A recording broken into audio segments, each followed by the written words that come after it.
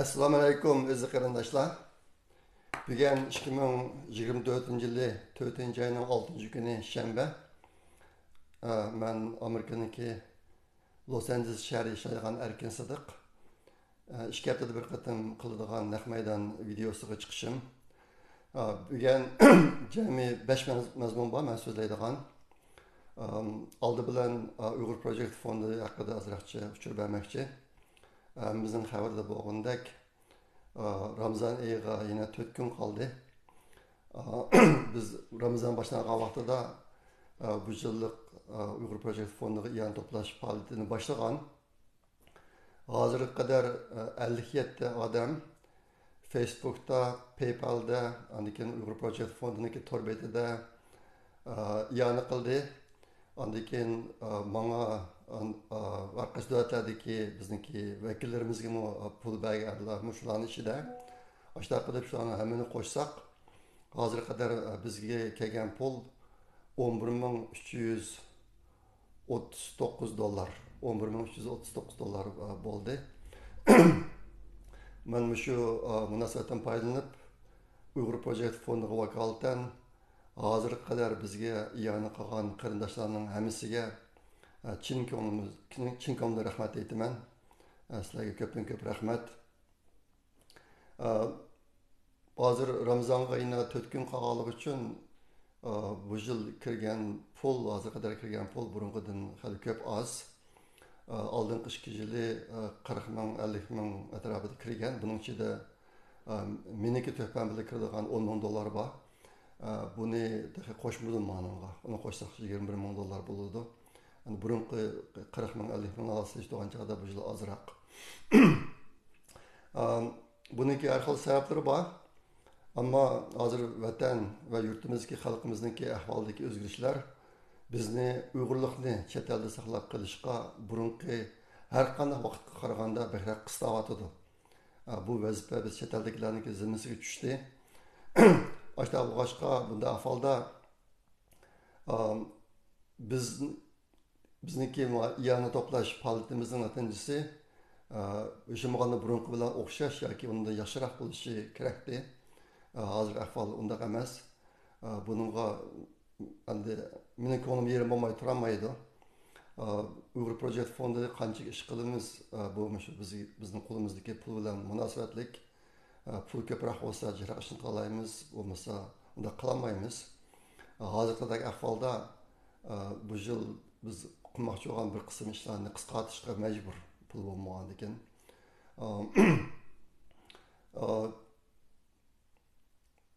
Chet elda turib, chet elda qilib qilib yashayotgan Uyg'urlarning ko'pinchisi vatandagi xalqimiz to'lagan bedel, bergan qurbonlik, bergan jon, shuning bedeliga ishlayapmiz.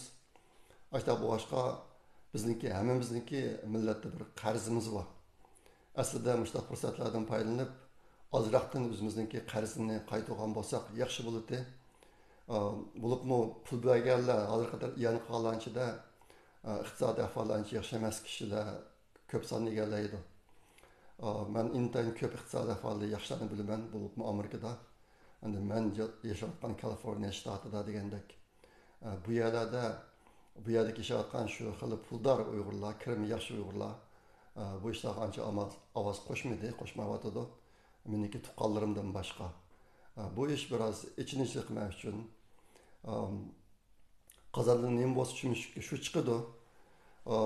Mushkatim pul berganlarida men turayotgan yashaydigan bir jup arxotun Amerikalik yoshlar bor.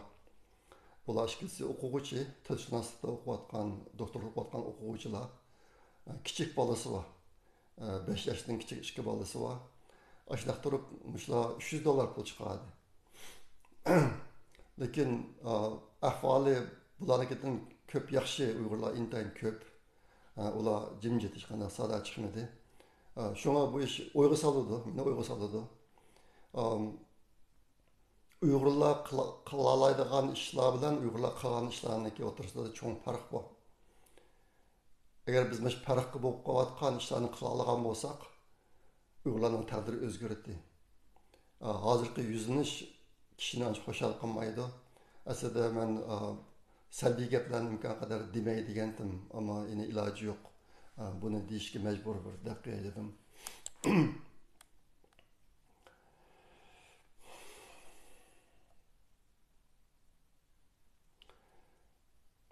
Endi biz tanlagan yashash yo'limiz millatimizniki bundan taqdirini belgilaydi. Şuna bu iş doğruluk her bir adam oylanish kerak. Men burunmu deb keldim. Boshqalarga bilim bergan kishilar, bolalarini yaxshi tarbiyalagan kishilar va saxovatchi kishilar boshqalarning qalbida mangu yashaydi. Ular o'lmaydi. Bunun üç mühim işinin içinde bir saxovatchilik bor. İyanat birish degandek. G'arbdagilar bu jihatda intayin yuqori ongga ega. Mashlashlar qolsa ko'p sonli kishilar kuchaydi bu ishlarda. Aslida Uyg'urlarni boshqaroq bo'lgan bo'lsak yaxshi bo'ladi. Hozir endi Ramazon oyi bo'lg'achqa men o'zim burun statistika qilgan ba'zi narsalarni sizlarga qisqacha deb beray. Buni burun Uyg'urcha litsey so'zlagan vaqtlarimda chet ellarda Uyg'ur jamoat ichida ba'zi yerlarda tilga olgandim. Men Muhammed Salih Damollam tarjima qilgan Uyg'urcha Qur'onning ichidagi bir qism so'zlarni statistika qilib boqdim. Bu asosiy maqsadim Qur'onda agar bir inson ma'vu shartlarni urilsa, jannatga cho'qim kiradi degan gap yo'q. Ashta bo'lg'achqa Qur'ondagi jannat degan so'z chiqqan oyatlarda qaysi so'zlar eng ko'p bildi chiqqan degan shu bir savolga javob topay deb Muhammed Salih Damollam tarjima qilgan Uruç Qur'ondagi bir qism so'zlarni statistika qilib boqdim men. Men bayqagan narsa Uyg'urcha tarjimasida Qur'ondagi jannat degan so'z 323 qatim chiqadi ekan. Men internetda solishtirgan bir inglizcha tarjimasida Qur'ondagi jannat degan so'z 230 qatimda chiqadi ekan. Uyg'urchadan 100 qatimdek oz. Bu nimish qaştaqdi deb men jannat degan so'z chiqqan Uyg'urcha oyat bilan inglizcha oyatni bir yerga qo'yib solishtirib boqdim. Uyg'urchasida Allah manda qilsa mukofotlaydi degan yerlarda jannat bilan mukofotlaydi degan jannat degan gapni qo'shib qo'ygan yerlar ko'p ekan. Inglizchada unday emas. Shunga farq shunda kelib chiqqan. Endi shu jannat bilan tang chiqqan so'zlar, eng ko'p chiqqan so'zlar qaysi desanglar, Allohga iymon etish, Allohdan qo'rqish, yaxshi amal qilish. Mush so'zlar ko'p bil chiqadi ekan jannat degan so'z bilan. Ben shunga ba'zi so'zlarni statistika qilib boqdim. Iymon degan so'z 571 qatim chiqadi ekan Uyg'urcha Qur'onda.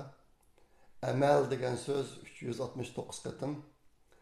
Jannat degan so'z 323 qatim. Yaxshi amal degan so'z 119 qatim. Namoz 117 qatim. Duo 90 qatim degandek ma'noda ekan. Mushundan kishilar ba'zi ideyalarga erishalaydi. Meniki bu ishlarni statistika qilishim kerak shu. Shunga mushtab rahbarni bayqadim men. Endi sizni ikki narsa eng yaxshi biladi. Uniki birisi siz o'zingiz, yana birisi Xudoyim, Alloh. Boshqalarniki sizni qanday tushunishi, sizga qanday baho berishi muhim emas. Nimishqa deganda boshqalar sizni o'zingizdek va Allohdek yaxshi bilmaydi, tushunmaydi. Uni to'liq tushundirish mumkin emas. Ahmadga yoki Samadga emas, Allohga ergishib yashash kerak. Allohga va o'zingizga yuz kelarligidek darajada yashasangiz bo'laveradi. Boshqalar chiqarib bergan o'lcham bilan yashasangiz bak yerib ketasiz. Nimishqa deganda o'xshamagan kishilarniki o'lchami o'xshamaydi. Agar boshqalarning o'lchami yashayman desangiz, bugun ma'qul, aql, davomliq o'zingizga yashash yo'lingizni o'zgartirib turishingiz kerak. Yerib ketasiz, qayerib ketasiz. Siz qilgan yaxshi amalni birisi siz o'zingiz bilasiz, yana birisi Alloh biladi. Mushuning o'zi kifoya. Boshqa narsalar to'liq izlanishniki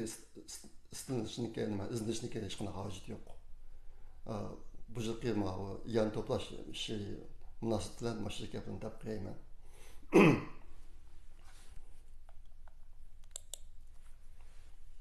Bugun deydigan ikkinchi mazmun Amerika prezidenti Bayden bilan Xitoy jallod Xi Jinping telefonda ko'rishdi, 1 soat ko'rishdi. Bu ish 2 aprel kuni yuz berdi. Bularniki telefonlashgan vaqti Beijing vaqti tushdan burun soat 11'da, Amerika vaqti tushdan keyin soat akşam saat 11'da. Bu yerdagi mush masalaniki o'zidan bir xil xushamatchilik kelib chiqadi Amerika tarafdan. Biden 80 yaşdan aşkın adam kech saat 11'da telefonda sözleşishni boshlab 1 saat 12 gachalik so'zlashibdi. Uchrashishdan keyingi hadislarniki bildirishicha bu qatim Xi Jinping degan jallod bu kurashdan qattiq norozi bo'libdi. Hamda chunqur andishaga cho'mibdi. Bu yerda norozi bo'lgan ikki narsa. Birisi Tayvan masalasi, ikkinchisi Amerikaniki Xitoyga kirgizilgan yuqori texnologiyani cheklash masalasi. Bu qatimqi kurashish bu masalani hal qilolmaydi. U faqat bir-birisiga o'zaro munosabatniki normalligini bildirib qo'yish uchun qilgan bir shakl ozliqdan iborat bu.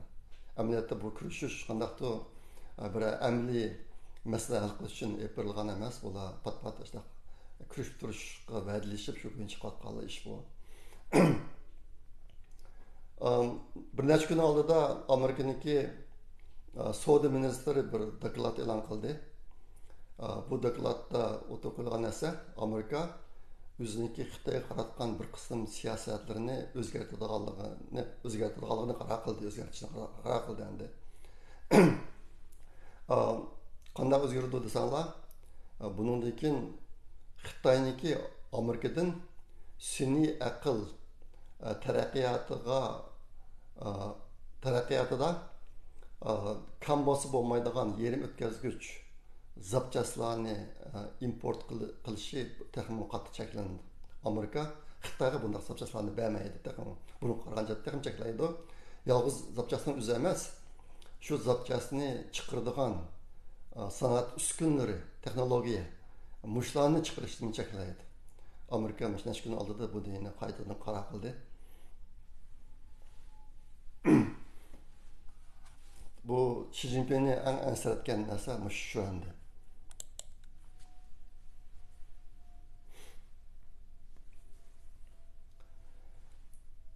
Agar biz sun'iy aqlni 4-qatimliq sanoat inqilobi desak, yuqori texnologiya zapchastlariniki bo'lmasligi 4-qatimliq sanoat inqilobidan Xitoyni butunlay mahrum qildi endi. Sanoat inqilobida hozirga qadar bo'lgan sanoat inqiloblarini 4 qismga bo'lish mumkin. Buniki birinchisi par mashinasining ijod qilinishi. Sanat buyumlarini qo'lda yasashdan cho'ng tiplik va keng ko'lamli mashina bilan yasashga ko'chish bu birinchi qatimliq inqilob bo'lib hisoblanadi. Ikkinchi qatimliq inqilob elektronlashish inqilobi. Ya'ni energiyani tok shaklida sim orqali bir yerdan yana jiroq yamriyaga yetkash, telefon, telegram qatorliq. Bu ikkinchi sanat inqilobi, buni ikkinchi qatimliq sanat inqilobi deyishga bo'ladi. Üçüncü qatimliq sanat inqilobi internetning ijod qilinishi. İnternet 1991-yili va 92-yilda ijod bo'ldi. Men shu chog'da Kaliforniya universitetidagi Davis sho'basida doktorlik o'qiyotgan, ham qo'shimcha o'qituvchilikni qilgan. 1992-yili oliy maktabga bakalavr o'qishiga yangidan kirgan o'quvchilarga Fortran degan kompyuter programma tilini o'tganman. Shu chog'da internetni qo'shib o'tgan 1992-yili qat'iy esimdan chiqmaydi. Bu 3-qatimliq inqilob. 4-qatimliq inqilob sun'iy aql. Bundan xabarlar bor. bu hozir bu jihatga texnologiya intayin tez taraqqiy qilyotidi. Bizniki mana shu Los Anjelesda turadigan bir inimiz bor, Alqam Tursun. U hozir Uyg'urlar ichidagi bir mutaxassis bo'lib yetishib chiqyotidi umuman qilib nazariyasida. Endi Amerika agar Xitoyni hozirda cheklasa,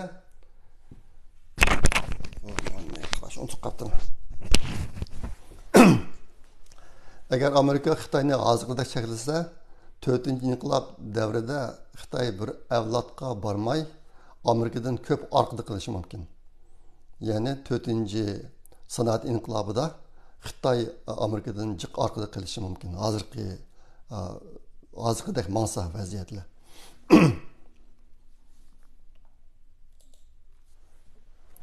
Bugun söyleyen 3. mazmun Yelen'deki Xitoyga berishi. Mening bilishimcha Yelen Xitoyga bo'lgan ziyoratini 4-chilar boshladi, bugunchilar 6, 9-chilargacha elib bormoqchi. Bu xonim Yelen degan xonim Amerikaning moliya ministri. Bu xonim pat berib turdi, Xitoylarga ta'zim qilib, bosh yigit degandek. Bu qatam yeni beribdi.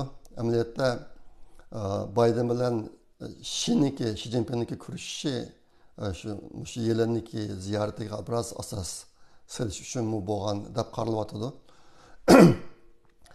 Bu qatamqi kurashishda aslida Xitoyniki zonglisi Li Chang bilan kurashish o nima tizimga kirmabdi ekan, Yelen'niki Li Chang bilan kurashishi. Uni o'rniga Liu He degan Xitoy bilan kurashish o'rnashtirilibdi ekan. Liu He degan Xitoy hozir barliq amallaridan qolgan, pensiyaga chiqqan u. Shuning bilan kurashni o'rnashtiribdi ekan, Li Changni keyin qo'shibdi endi. Hozir Xitoyniki davlat rahbariy qatlamida og'ir darajada qalamqonchilik bo'lyotdi. Li Changga o'xshash bir qism kishilar garchi o'ziga berilgan vazifa bo'yicha ish qilmay butunlay qalamqon bu jihatga ishlashlar bo'lyotdi. Mavo ashuniki bir misol endi. Yaqindagi Xitoy haqidagi xabarlarga diqqat qilsanglar, Xitoy analizchilariniki, Xitoy mustaqil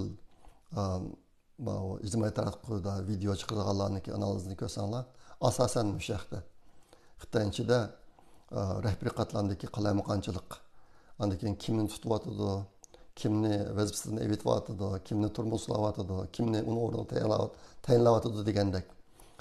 Bu ishlar nihoyatda tez suratda yuz beryapti hozir.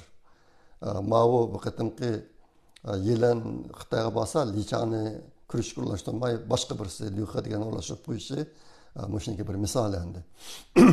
Qisqasi Amerika bir tarafdan Xitoyni intayin qattiq mushlayotdi, albatta degandek, yerim o'tkazgich zapchastlarini va shu zapchastlarni ishlab chiqaradigan texnologiya, sanoat uskunalarini Xitoyga chiqarishni texnik cheklaydigan bo'ldi. Yana bir tarafdan işte xo'shamad qilgandek Biden akşam saat 11'de telefon bilan so'zlashib Xi Jinping bilan Yelen Xitoyga berib degandek mushtashlar bo'lyapti.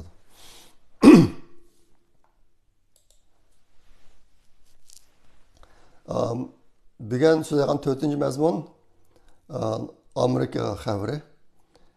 5-chilar New York shahrida 4.16 ball yer tavridi. Uning oldida necha kun oldida Tayvanda intayin qattiq yer tavragan. 7.16 ball yer tavragan.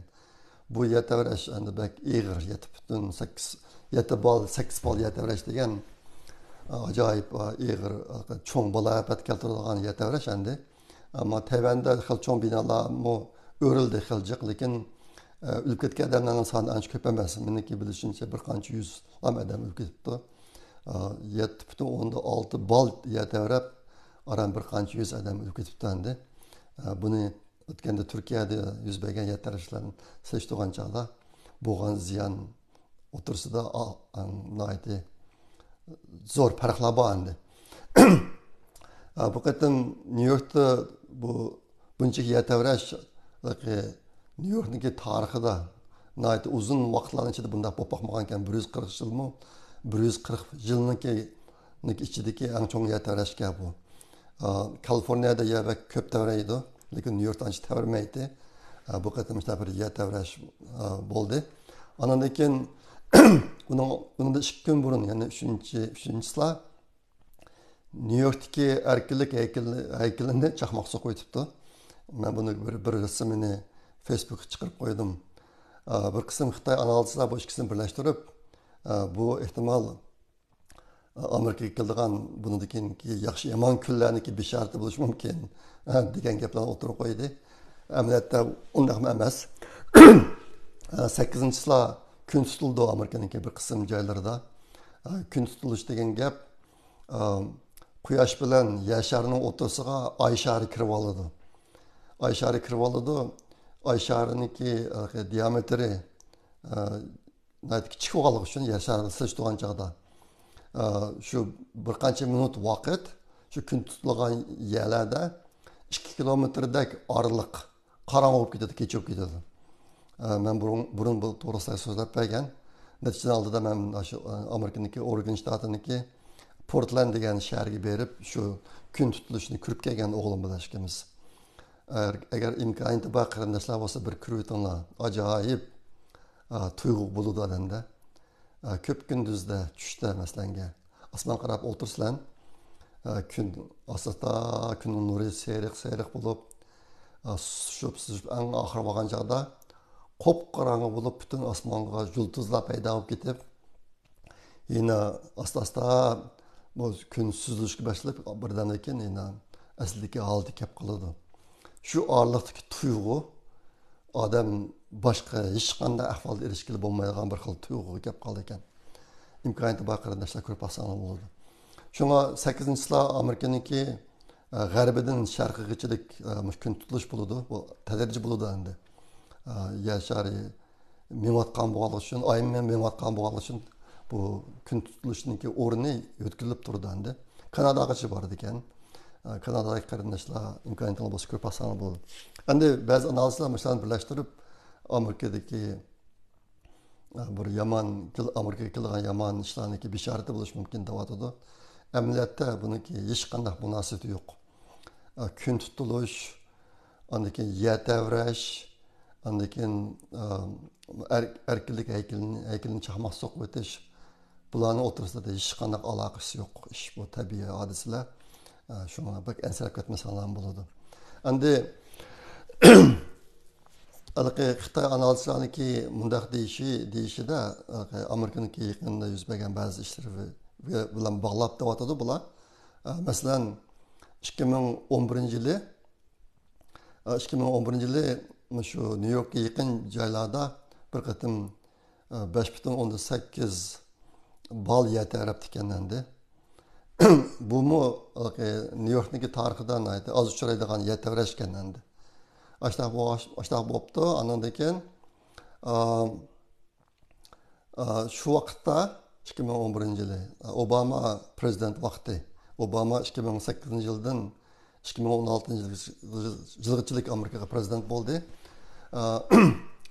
Obama davrida Amerikada bir qism eski ishlar yuz berdi. Masalan, o'xshash jinslarniki to'y qilishi qonunlashtirildi. O'xshash jins degani er bilan er, ayolning to'y qilishi qonunlashtirildi. Andikin bir qism joylarda zaharli chekimliklar qonunlashtirildi. Amerikadagi irqiy guruhlar bo'yicha bo'linishi nihoyat og'irlashdi. Bo'libmi qartalliklarniki o'rni favqulodda o'sib, nurg'un ishlar millatlar o'rtasidagi munosabatlar nihoyat og'ir darajada buzilib, normalsizlashdi shu vaqtda. Hozir endi shu 31-mart kuni, ya'ni bundan 6 kun burun Amerikada Easter degan bir bayram bo'lgan. Bu bayram yakshanba kuni bo'ldi ekan, yakshanba kuniga to'g'ri keldi ekan. Yakshanba kuni bo'lgan bayram ekan. Bu nima bayram desanglar, Isa payg'ambarning o'limdan tirilgan kun ekan bu. Shunlashqa Hristiyan dinlari uchun bu nihoyatda cho'ng, nihoyatda muhim bir bayram. Xuddi shu Christmas bayrami bilan o'xshash darajada muhim bayram ekan. Men o kunisi bozorda uyniki har xil narsalarni sotadigan, uyning bir narsani yasaydigan narsa sotadigan do'konga berib ekanman soat 7da. ikki do'konga borsam hech qaysi ochiq emas. Keyin qarasam shu bayram ekan, Amerikada shu do'konlar taqib kelgan ekan. Shu bayram bo'ldi. Shu kunisi Biden 31 Mart gününü Amerika'da cinsi o'zgartganlarga diqqat berish kuni yoki jinsi o'zgartganlarga e'tibor berish kuni deb e'lon qildi shu kunisi 31-sida. Xabaringlarda bor, dinda jinsni o'zgartirish to'g'ri ish emas, hatto og'ir gunoh. Xristian dinda bo'libmi og'ir gunoh.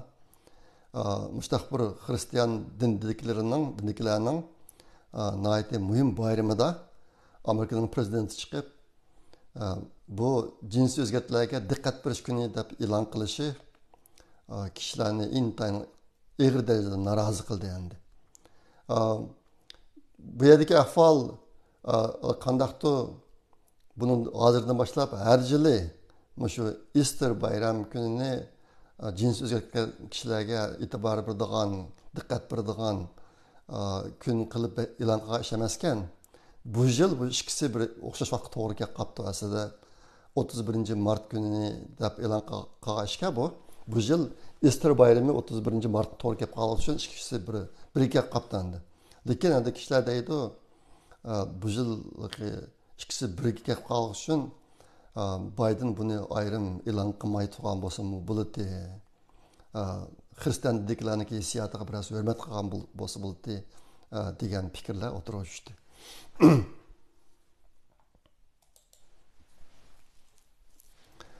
Endi bugun deydigan 4-mazmun Amerika xabari.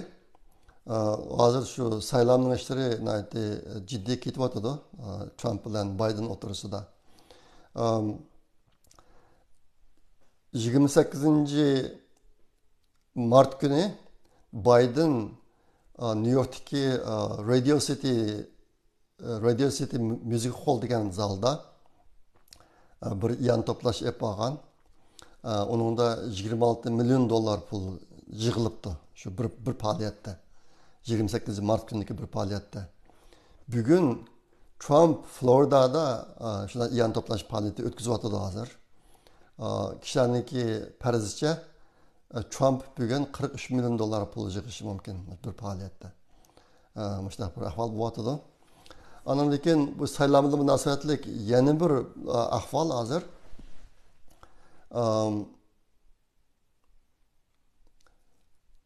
Robert F. Kennedy degan bir kişi aslında bu demokratçı burun.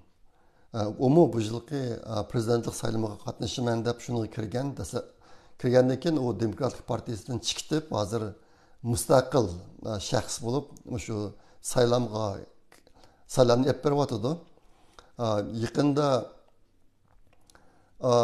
Yaqinda bumu hali buniki birisi jiqqan pulisi andikin jalb qilgan saylamchilar kishilarning soni tez o'syapti. Shunga yaqinda mushum bir cho'ng xabar bo'lib Amerikada. Bu Robert F. Kennedy degan hamma bilsizlar Amerikaning donliq prezidenti o'ldirilgan, qaslab o'ldirilgan Kennedy'ning o'g'li ekan. Şu bu kishi hozir 70 yoshga kiribdi. Saylam qatnashib yaqinda hali buniki saylamdagi o'rni o'skil turibdi. Mushum Amerikada cho'ra xabar bo'ladi hozir. Endi bugun so'zlaydigan 5-mazmun Uyg'ur xabari. Uyg'urlarga oid xabarlarning birisi yaqinda Falastin qatorliq bir qism Arab davlatlariniki rahbarlari Sharq Turkistonga ziyoratga bordi. Xitoyniki o'rlashtirishi bilan ziyoratga berib, Xitoyniki Sharq Turkistonda yo'lga qo'ygan siyosatini maqtadi bular. Sharmandilarcha. Endi bu mushta ahvollarga uchrasam, men bu musulmon elleriniki hokimiyat beshidagi kishilarning nima deyishini bilmayman. Bu olanın qilayotgan ishi islom dininiki hech qanday narsaga mos kelmaydi. Aslida musulmonlar faqat birla Allohdan qo'rqish kerakdi. Hozir Arab devletlerindeki hakimiyet beşiğindeki kişiler fakat Allah'dırlık okumaydıgan, Xitay'dan ve başka diktatörlerden ülgüç okuduğun bok kaldı hazır. Şuna adamını intayın ümitsizlendirdi. Bu kadın bağın bu ümekliğin içinde Palestin'deki rehberlerden başka yine Suriye, Mısır, Liban'ın, Irak, Yemen, Jordan, Urdaniye, Tunisia qatarlıq əllərindəki rəhbərləri var ekan. Muşlar bizim vətənə berib, ziyaret qilib, Xitayni ulaştırış bilan anadakən Xitayni maqtab, Şərqdə Türkistan yürüzgən irqi qırğınçılıq siyasətlərini maqtab qaytıbdı. Endi meniki hazır kelgan yana bir umumiy tuyg'urim vatanda biz biladigan burunqi Uyg'urluq hissiyoti kuchliq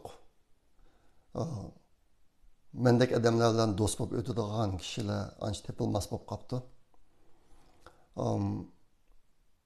Ularning ko'pincha Uyg'urluq hissiyoti kuchliq ham o'zgarmaydigan, uni o'zgartirib bo'lmaydigan kishilar asosan yo'qotilibdi hozir. Bir qismi hayat bo'lishi mumkin turma lagerlarda, lekin sirtda yurayotgan, chetlarga chiqayotgan kishilarda bunday narsalarni asarmi ko'ngil bo'lmaydigan bir xil ahvol shakllanibdi hozir. Nisbetler yürüp ketken kişiler. Şularla qilib qolganda qildi Uyg'ur jamiyatida sirtda yashayotgan kishilar. Aslida men bu to'g'riliq hozir Ramazon oyi bo'lg'achqa imkon borsaga salbiy narsalarni demay ijobiy narsalarni deb o'ylagan. Yine salbiy narsalar ham bo'lib ketdi. Ijobiy narsa topolmadim gapni rostini desam. Mayli Amerika'nın ahvalı olsun, başka Müslüman dünyasının ahvalları olsun, Şark Türkistan ahvalı olsun, sizler yetkizideki hoş haberler tepilmeye vatıdı hazır. İşte bu başka bir programı kıskarak oldu. Asasen selbi haberler bu kaldı. Keçiyorlar. 10'uncusla Ruzeyti bulundu bizim yerde. Başka yerlerde, bir kısmı yerlerde, mesela vatanda 9'uncusla bulduğu şeydi. Başka yerlerden 9'uncusla bulduğu yerlerine bağlı oluşu mümkün. Herhalde aldığımızda kelediğin Roze eğitimlerine mübarek olsun. Hem Allah'ını kızgın tebrikleymen. Yine Ramazan 4 gün kaldı. Uygur Project Fondu'na yanına kılışını unutup kalmanlar. Biz qancha ish qilaymiz, bizim qo'limizga pulga bog'liq. Biz hammamiz millatga qarzdor. Chet elda yashayotgan 80-90% kishilar $10, $100, $1000 millat uchun xarjlayversa, ularniki hayotiga hech qanday ta'sir ko'rsatmaydigan darajada bo'ladi. Men bugün kadar Facebook orqali 3300 dek odamga taklif mağdudum iyana qilishga. Ulardan iyana qilganlar 30 dek adam Facebook orqali iyana qilganlar. Ya'ni men taklif qilganlarniki 1% iyana qilyotdi. Biz hammamiz qo'zg'alib millet için iş kıldığın halatki kemgecilik bizniki tadırımız özgermeydi. İhtimal bir kısım kardeşler biz qatqa işlerini yaxtılmağanlıqlar için yani kılışını halama atqan buluşunlar mümkün. Uygur Project Fondi bütün Uygurlarga mensup. Eğer biz hazır qatqa işlerden yaxtılmasanlar, sizlerde yaxşı ideya olsa biz qilishga tegishlik onu bizga desanlar, onu qilishga tirishimiz. Biz muvaffaq etsek onu chuqur qilamiz. Şoň bu işlarni birga qilayli. O'zinglarniki millatga bo'lgan qarzinglarni ado qilishni unutib qolmanglar. Nima qilamizsa, kelar qatam ko'rishga omon bo'linglar. Xayr, xo'sh, Allohga omonat.